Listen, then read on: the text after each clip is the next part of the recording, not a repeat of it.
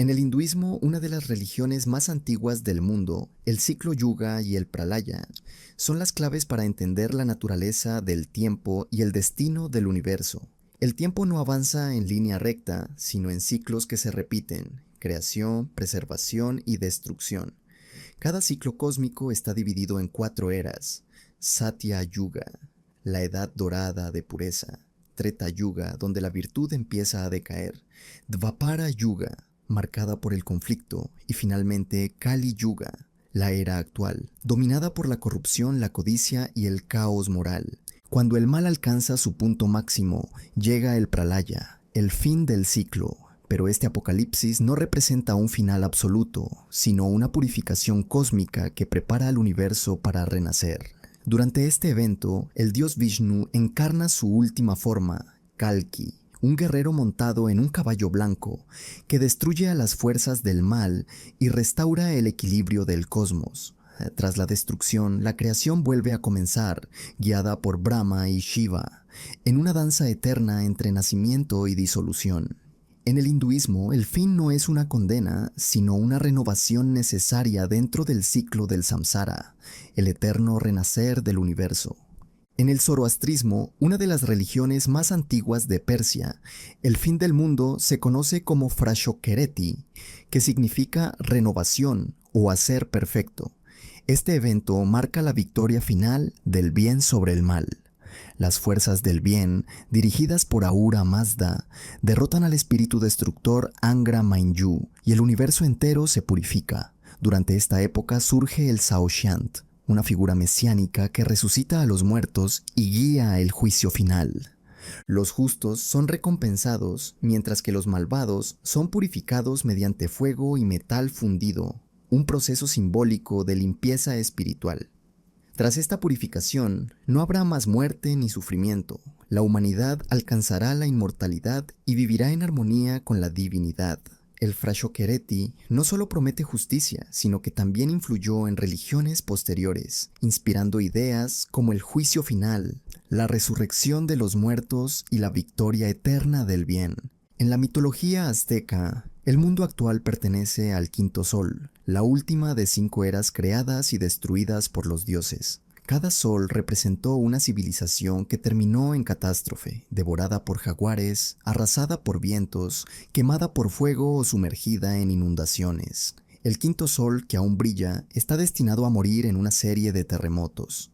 Según el mito, tras la destrucción del cuarto sol, los dioses se reunieron en Teotihuacán para decidir quién sería el nuevo sol. El humilde dios Nanahuatzin se arrojó al fuego y se convirtió en el astro que ilumina el mundo. Pero para mantenerlo vivo, los dioses exigieron sacrificios constantes. Por eso los aztecas ofrecían sangre humana al dios solar Tonatiuh, convencidos de que su energía alimentaba al universo.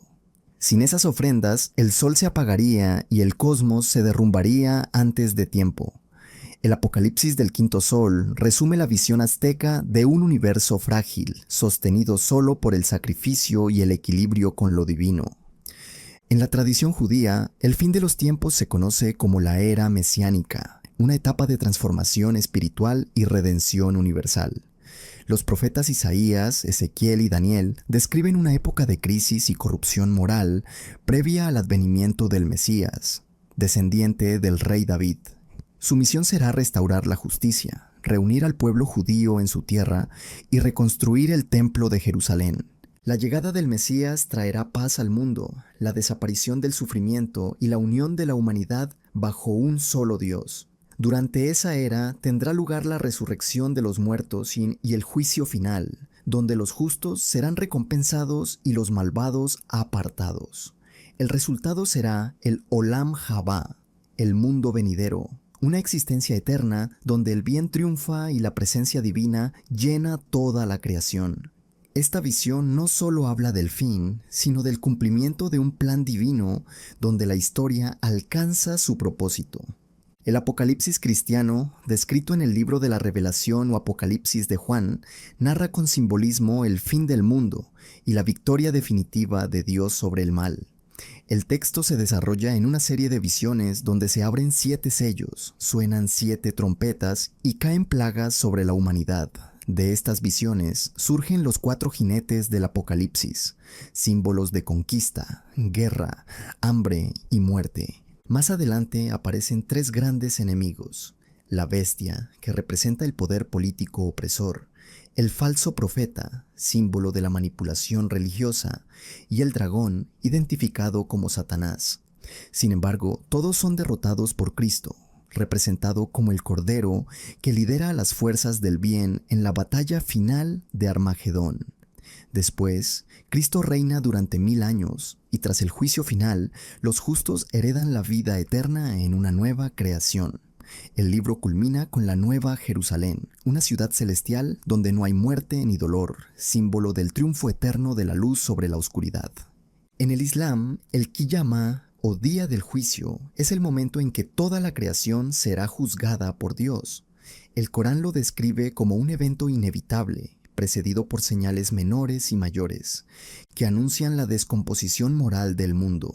Entre esas señales se encuentran la aparición del Dajjal, el Anticristo, el regreso de Isa, Jesús, y la llegada del Imam Mahdi, quien restaurará la justicia. Cuando todo esté cumplido, el ángel Israfil tocará la trompeta y el universo se desintegrará. Luego volverá a tocarla y todos los muertos resucitarán para enfrentarse al juicio divino. Las acciones de cada persona serán pesadas en la balanza. Los justos entrarán al paraíso.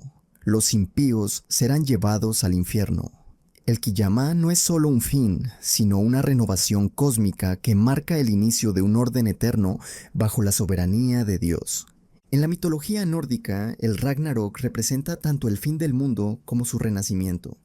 El Apocalipsis comienza con el Fimbulvetr, un invierno interminable que sume al mundo en caos. Las criaturas del mito se liberan.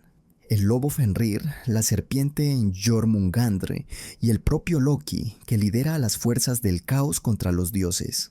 En el campo de Vigrid, los dioses libran la batalla final. Odín es devorado por Fenrir. Thor mata a la serpiente, pero muere por su veneno. Y el gigante Ígneo Surtr incendia el mundo. La tierra se hunde en el fuego y el mar la cubre, pero no todo termina ahí. De las cenizas surge una nueva tierra verde, donde 2 humanos, Liv y Livtrasir, sobreviven y repueblan el mundo. Los dioses también renacen. Baldr, Vidar y los hijos de Thor continúan la existencia en un nuevo orden. El Ragnarok no es un castigo, sino la purificación necesaria para un nuevo comienzo. Por último, el calendario maya de la cuenta larga reflejaba una comprensión cíclica del tiempo. Su inicio se sitúa en el 11 de agosto del 3114 a.C., y su fin, calculado para el 21 de diciembre de 2012, fue interpretado erróneamente como una profecía de destrucción. Para los mayas, sin embargo, no se trataba del fin del mundo, sino del cierre de un ciclo cósmico y el inicio de otro. El Popol Vuh, su texto sagrado, cuenta que el mundo fue creado y destruido varias veces antes del actual. Cada era simbolizaba un intento de los dioses por perfeccionar la creación. Por eso, el fin de un ciclo no era motivo de miedo, sino de reverencia. El calendario maya enseña que el tiempo es una espiral infinita. Cada final es una transformación, no una catástrofe. El universo no se apaga, simplemente se renueva. A lo largo de todas estas tradiciones, desde los templos de la India hasta las sagas nórdicas, se repite una misma idea. El fin no es el cierre de la existencia, sino su reinicio. Cada religión, a su manera, contempla el Apocalipsis no como un castigo, sino como el mecanismo divino que limpia, renueva y da sentido al ciclo eterno de la vida.